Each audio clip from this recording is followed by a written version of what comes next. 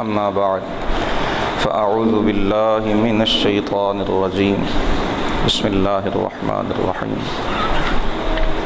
الحمد لله ثم الحمد لله شب گزشتہ نماز تراویح میں اللہ رب العالمین کے فضل اور اس کی توفیق سے ہم نے سورۃ الرعد کا بقیہ حصہ، سورہ ابراہیم، سورہ الحجر اور سورۃ النحل کا 2/3 حصہ تلاوت اور سماعت کرنے کا شرف حاصل کیا۔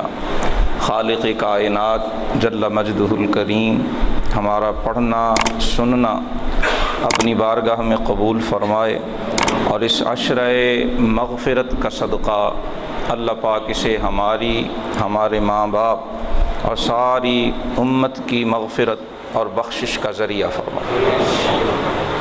رات آغاز تلاوت سورۃ الرعد کی آیہ نمبر 19 سے ہوا۔ رعد عربی زبان میں بجلی کی کڑک کو کہتے ہیں۔ اس سورہ مبارکہ میں بڑے ہی احسن، خوبصورت اور قرآن کے معجزانہ اسلوب اور انداز کے مطابق اللہ کی قدرتوں کا بیان ہوا ہے۔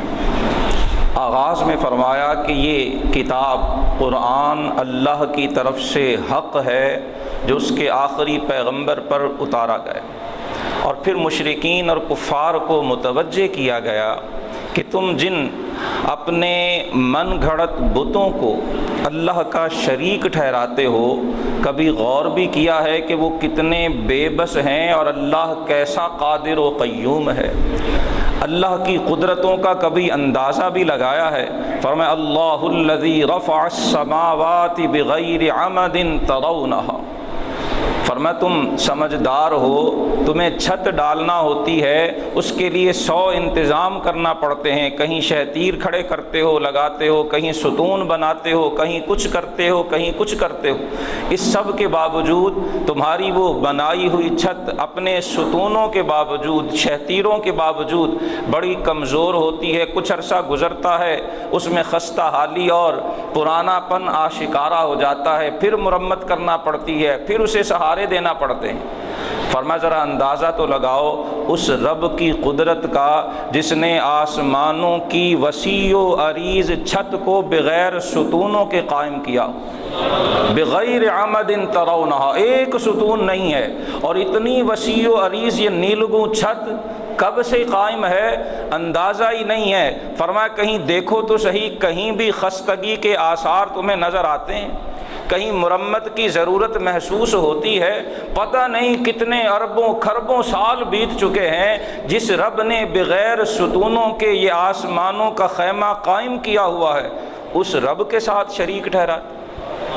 اور فرمایا پھر وہی پروردگار ہے جو آسمان سے پانی برساتا ہے، پانی ایک ہے، زمین سے وہی پانی نکلتا ہے، اسی پانی سے ایک ہی باغ کے درختوں کو سیراب کیا جاتا ہے، اور ایک ہی باغ کے ایک ہی درخت، ایک ہی جڑ، ایک ہی تنا، ایک ہی پانی، ایک ہی موسم، ایک سورج، ایک چاند، لیکن اس رب کی بو قلمونیوں، اس کی قدرت کی رنگینیوں کا اندازہ تو کیجئے۔ ایک پھل کی، ایک درخت کی، ایک شاخ پہ لگنے والے پھلوں کا ذائقہ بھی یکساں نہیں ہے، ان کی رنگت بھی یکساں نہیں ہے، ان کی خوشبو بھی یکساں نہیں ہے۔ پانی ایک ہے، بیج ایک ہے، جڑ ایک ہے، تنا ایک ہے، شاخ بھی ایک ہے۔ فرمایا لگنے والے پھل رنگت میں بھی مختلف ہیں، ذائقے میں بھی مختلف ہیں، خوشبو میں بھی مختلف ہیں، طبعی خصائص کے لحاظ سے بھی مختلف ہیں۔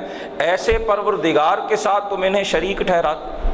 اللہ پاک کی قدرتوں کا بڑے حسین و جمیل، بڑے خوبصورت اور بڑے مؤثر پیرائے میں اس سورہ مبارکہ کے اندر بیان کیا گیا ہے۔ اللہ پاک کے دن اور رات کو پیدا فرمانے کا بیان کیا گیا، مختلف قسم کی غذائیں، پھل پھول، اناج پیدا کیے جانے کا ذکر ہے، اور فرمایا جو رب ان ساری باتوں پہ قادر ہے وہ اس پہ بھی قادر ہے کہ تمہیں مرنے کے بعد دوبارہ زندہ فرما سکتا ہے۔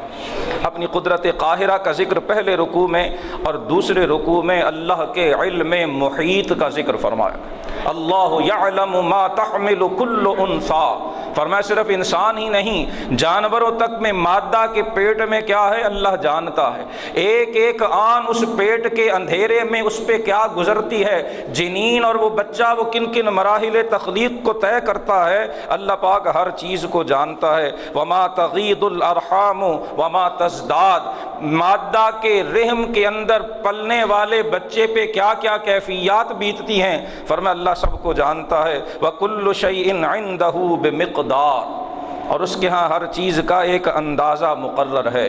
وہ ایسے علم کامل، وہ ایسے علم محیط، وہ ایسے علم قوی کا مالک ہے کہ چھپی ہوئی اور آیا ہر چیز کو جانتا ہے۔ جو تم میں سے اونچی بولتا ہے وہ اسے بھی جانتا ہے۔ ومن اسر القول، اور جو آواز کو چھپا کے آہستہ سے کوئی بات کہتا ہے اللہ اسے بھی جانتا ہے۔ ہوا مستخفٍ باللیل، جو رات کے پردے اور رات کی تاریکی میں چھپ کے کوئی عمل کرتا ہے اس کی نگاہ قدرت اسے بھی دیکھ رہی ہے۔ وَسَارِبٌ بِالنَّهَارِ، اور جو چڑھے دن کی روشنی میں کوئی عمل بجا لاتا ہے اللہ رب العالمین اس سے بھی واقف ہے۔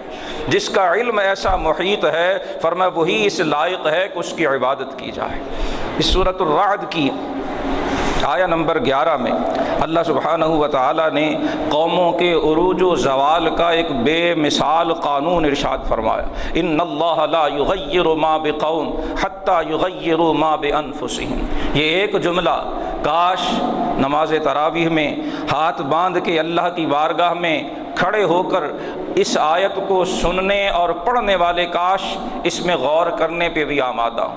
کاش مسلمان عوام، مسلمان علماء اور مسلمان قائدین کاش وہ قرآن کی اس آیہ کریمہ میں غور و فکر فرمائیں۔ اللہ پاک کا ارشاد ہے کہ ہمارا اصول یہ ہے، یہ اٹل ہے، لن تجد لسنت اللہ تبدیلا، کہ اللہ نے آج تک اس قوم کی حالت نہیں بدلی، نہ ہو خیال جسے آپ اپنی حالت کے بدلنے کا۔ فرمایا اگر ہم کسی کو نعمت دیں وہ ہمارا شکر ادا کرتا رہے، ہماری فرما برداری میں لگا رہے، ہمارے احکام کی اطاعت کرتا رہے، ہم کبھی اس سے اپنی نعمت واپس نہیں لیا کرتے۔ اور جو قوم کسی نعمت سے محروم ہو جب تک وہ اپنی نافرمانی کی روش ترک نہیں کرتی ہے، جب تک وہ اللہ کی نافرمانی سے باز نہیں آتی ہے، جب تک وہ حدود اللہ سے تجاوز کو ترک نہیں کرتی ہے، جب تک وہ اللہ کے آئین اور قانون سے بغاوت کو چھوڑتے نہیں ہیں، اللہ کبھی بھی عزتوں کے تاج انہیں پہنایا نہیں کرتا۔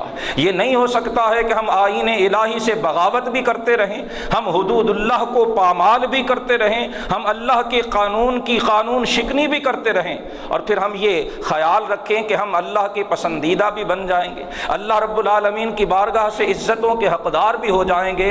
ان اللہ لا یغیر ما بقوم حتی یغیروا ما بانفسہم، جب تک فرمایا وہ اپنے آپ کو نہیں بدلتے ہیں ہماری عطا یا ہماری سزا بھی تبدیل نہیں ہوا کرتی۔ صرف اختصار کے ساتھ اگر عربوں کی تاریخ کو پیش نظر رکھا جائے، وہ عرب جو بیٹیوں کو زندہ درگور کر دیا کرتے تھے، جو معمولی معمولی باتوں پہ جنگ شروع کرتے تو کئی کئی سال تک چلا کرتی تھی، جب انہوں نے اپنے آپ کو بدل ڈالا، جب وہ صدیق اکبر، فاروق اعظم، عثمان غنی اور علی المرتضیٰ کے پیکر میں ڈھلے ہیں، اللہ نے قیصر و کسریٰ کی سلطنتوں کے تاج ان کے قدموں پہ ڈھیر کر دیے ہیں۔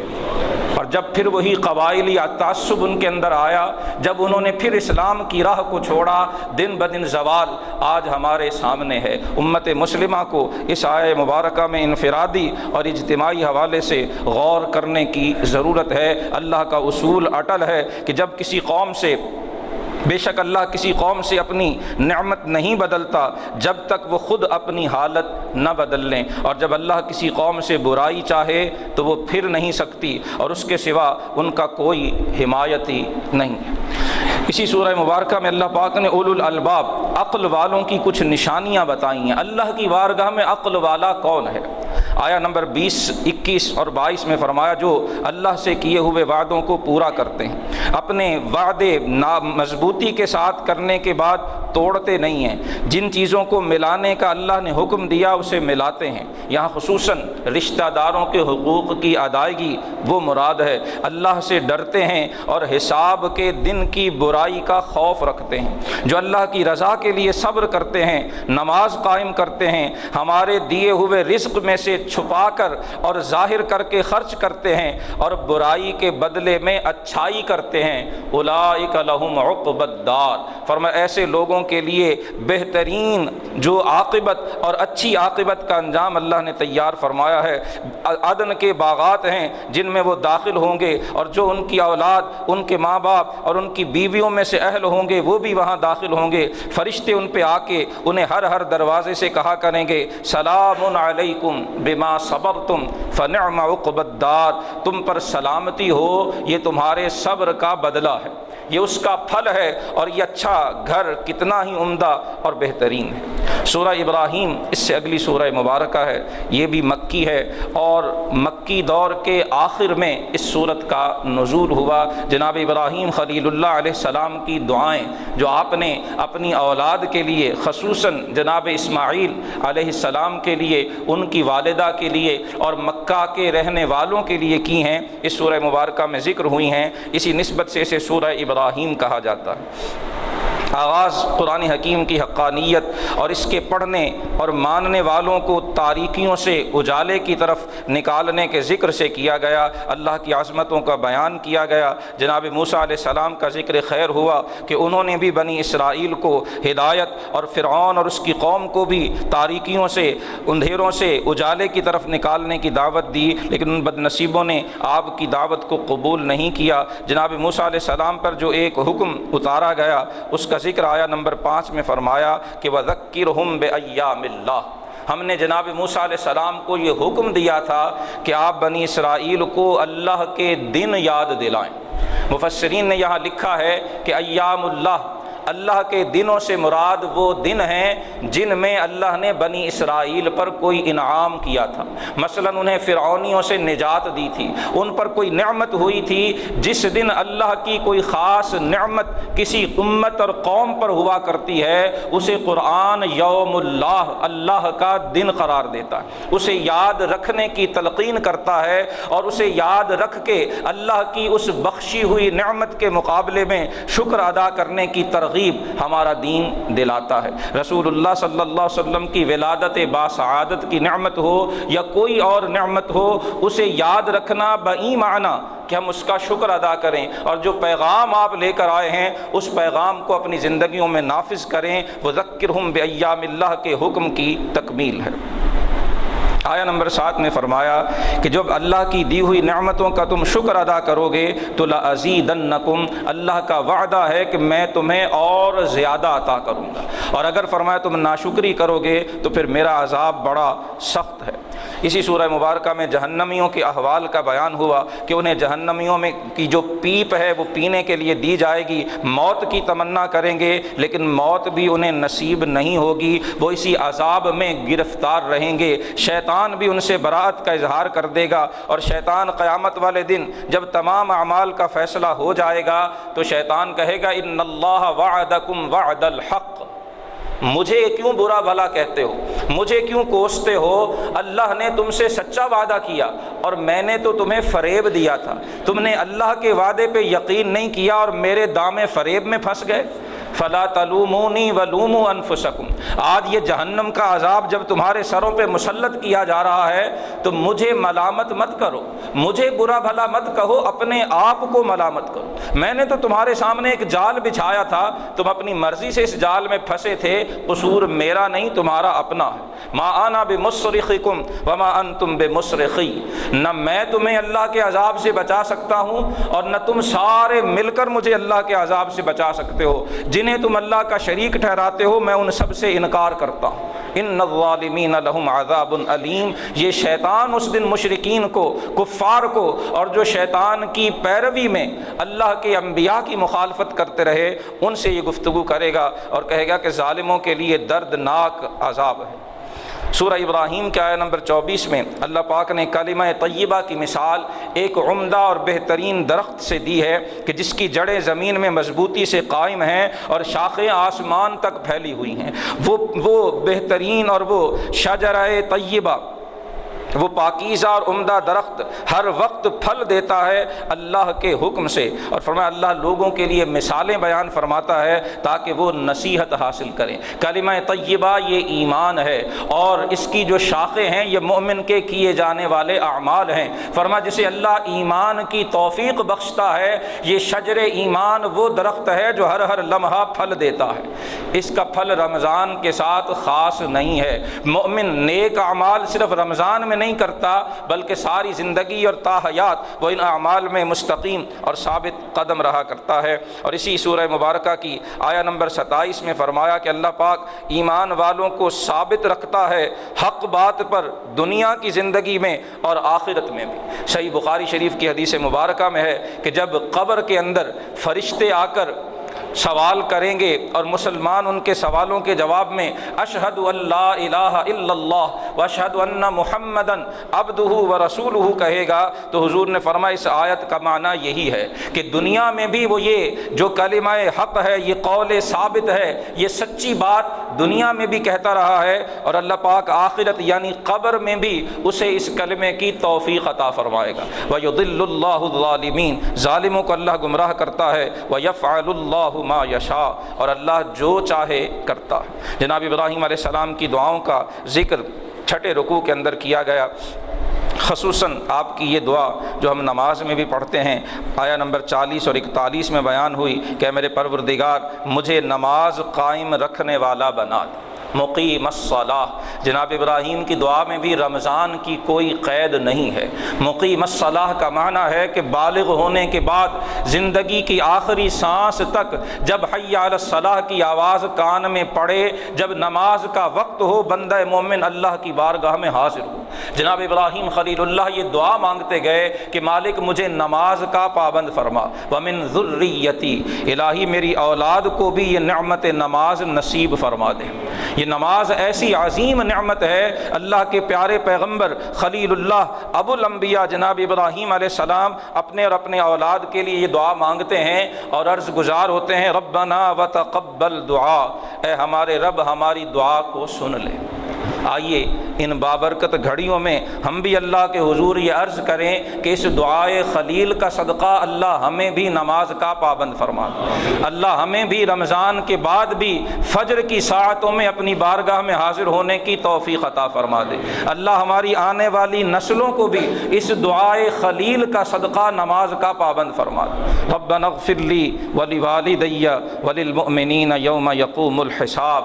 مومن کی دعا صرف اپنی ذات کے لیے نہیں ہوتی، وہ ساری کائنات کے لیے خیر کا طلبگار ہوتا ہے۔ مولا مجھے بھی بخش دے، مولا میرے ماں باپ کو بھی بخش دے، اور مولا قیامت والے دن تمام مؤمنین کی مغفرت اور بخشش فرما دے۔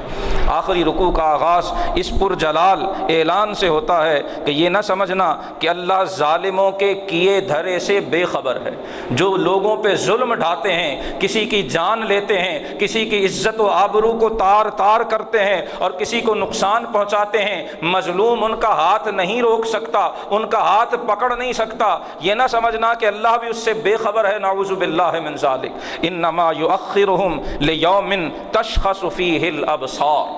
فرمایا اللہ تو ظالموں کو ڈھیل دیتا ہے، انہیں مہلت دیتا ہے اس دن کے لیے جس دن آنکھیں کھلی کی کھلی رہ جائیں گی، مہطعین بے تحاشا دوڑیں گے، مقنعی رؤوسہم سروں کو اٹھائے ہوئے ہوں گے، لا یرتد الیہم طرفہم پلکیں بھی نہیں جھپکیں گے، افئدتہم ہوا ایسی ہیبت، ایسا جلال، ایسا خوف ہوگا کہ دل اڑتے ہوئے محسوس ہوں گے۔ انذر الناس یوم یأتیہم العذاب، ان ظالموں کو ڈرائیے اس دن سے جب اللہ کا عذاب آئے گا۔ پھر ظالم کہیں گے ربنا اخرنا الی اجل قریب، مولا تھوڑی سی مہلت دے دے، نجب دعوتک، تیری دعوت کو ہم قبول کر لیں گے، نتبع الرسل، تیرے سارے رسولوں کی پیروی کریں گے۔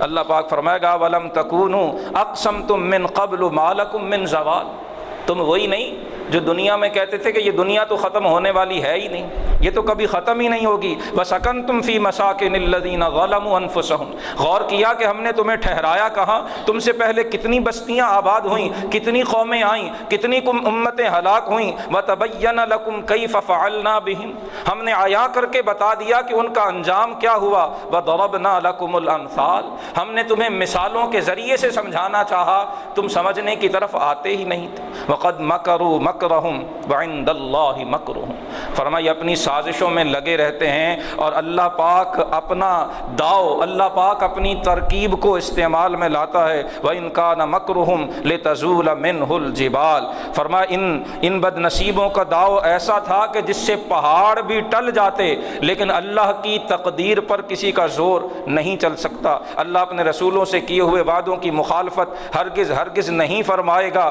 ان اللہ عزیز ذو انتقام، اللہ غالب بدلہ لینے والا ہے۔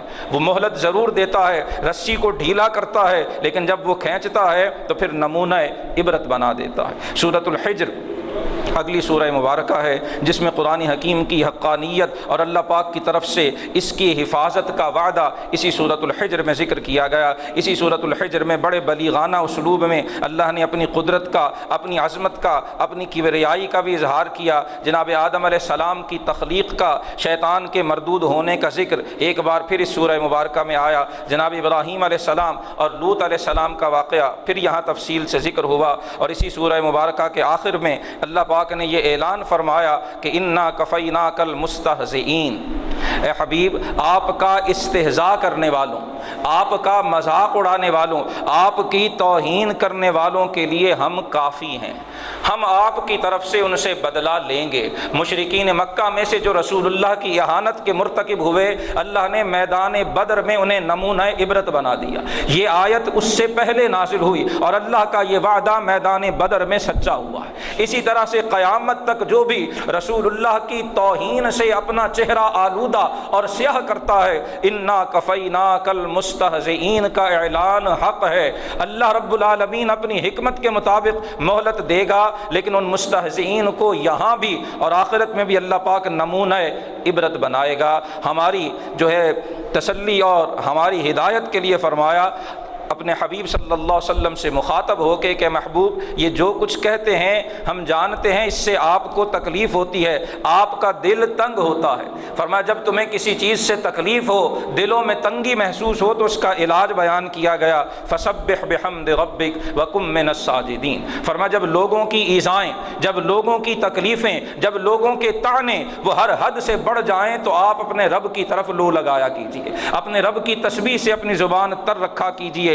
وَقُم مِّنَ السَّاجِدِينَ، اس کی بارگاہ میں سجدہ کیا کیجئے اور اپنے رب کی عبادت آخری دم تک کرتے رہیے۔ اس عبادت کی برکت سے اللہ دلوں کو کشادگی عطا فرمائے گا۔ سورۃ النحل آخری سورہ مبارکہ جس کا 2/3 حصہ رات ہم نے سنا، 128 آیات اور 16 رکوع ہیں۔ نحل شہد کی مکھی کو کہا جاتا ہے۔ اس سورت کے آغاز میں ایک بار پھر اللہ سبحانہ و تعالی نے اپنی نعمتوں کا، قدرتوں کا، عظمتوں کا ذکر بڑی تفصیل سے کیا، جانوروں کا، چوپایوں کا، پرندوں کا، طرح طرح کے جو ہے وہ انواع و اقسام کے پھلوں کا اور رزق کا ذکر، اور سمندر اور اس میں جو موجود نعمتیں ہیں ان سب کا ذکر بڑی تفصیل سے کرنے کے بعد پھر مشرکین اور کفار کے جو بودے اور بے بنیاد دلائل تھے ان کا رد کیا گیا۔ انسان کو اپنی قدرت کی طرف متوجہ کرنے کے لیے بالخصوص جو اس سورت کا 9واں رکوع ہے اس میں اللہ پاک نے 2 چیزوں کی طرف توجہ مبذول کروائی قرآن پڑھنے والے کی۔ جو بھی اللہ کی قدرتوں کو سمجھنا چاہتا ہے یہ 2 بڑی عظیم مثالیں اس سورت کے 9ویں رکوع میں اللہ نے بیان فرمائیں۔ ایک دودھ کی مثال اور دوسری شہد کی مثال۔ فرمایا ان لکم فی الانعام لعبرہ، اے قدرت الہی کو سمجھنے کی کوشش کرنے والوں، اس کی قدرت میں غور اور فکر کرنے والوں، کبھی دودھ میں، جانوروں میں بھی غور کیا ہے کہ ان جانوروں میں نسقیکم مما فی بطونہ من بین فرث ودم لبنا خالصا، تمہاری جو جانور ہیں، اونٹنیاں ہیں، تمہاری بھیڑیں ہیں، تمہاری بکریاں ہیں، تمہاری بھینسیں ہیں، تمہاری گائیں ہیں، کسی بھی قسم کے دودھ دینے والے جانور ہیں، فرمایا وہ چارہ کھاتے ہیں، پانی پیتے ہیں، ان کے پیٹ میں خون بھی ہے اور گوبر بھی ہے۔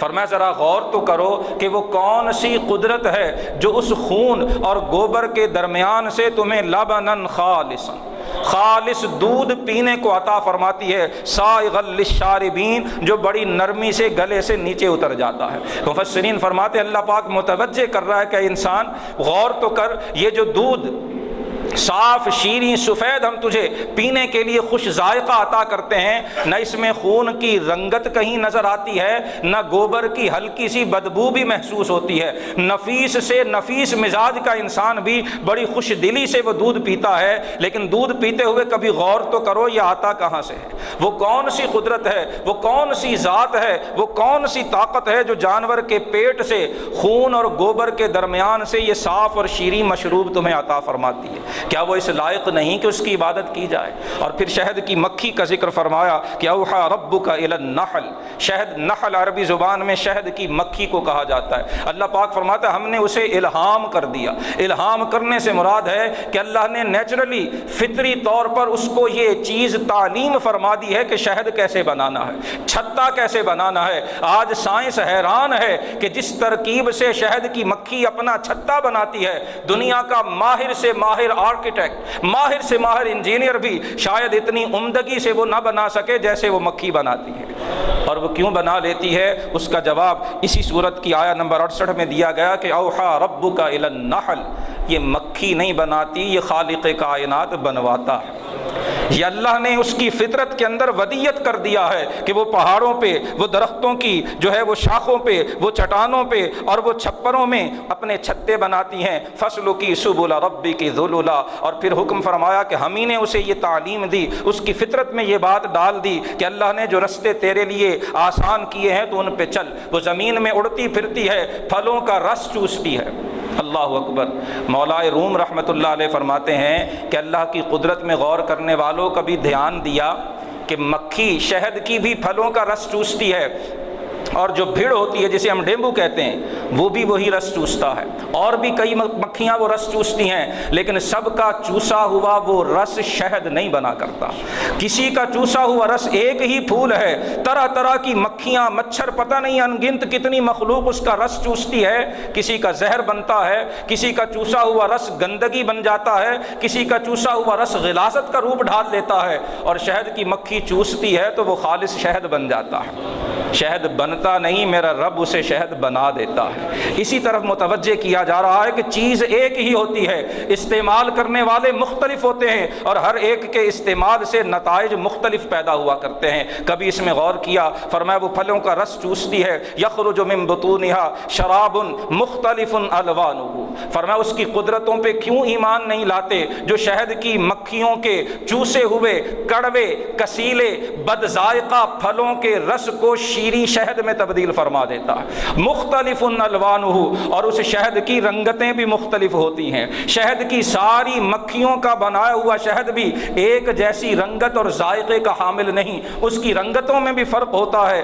ذائقے میں بھی فرق ہوتا ہے۔ فیہ شفاء للناس، فرما ہم نے اس میں لوگوں کے لیے شفا رکھی ہے۔ ان فی ذلک لآیۃ لقوم یتفکرون، فرما اس میں نشانی ہے غور و فکر کرنے والی قوم کی۔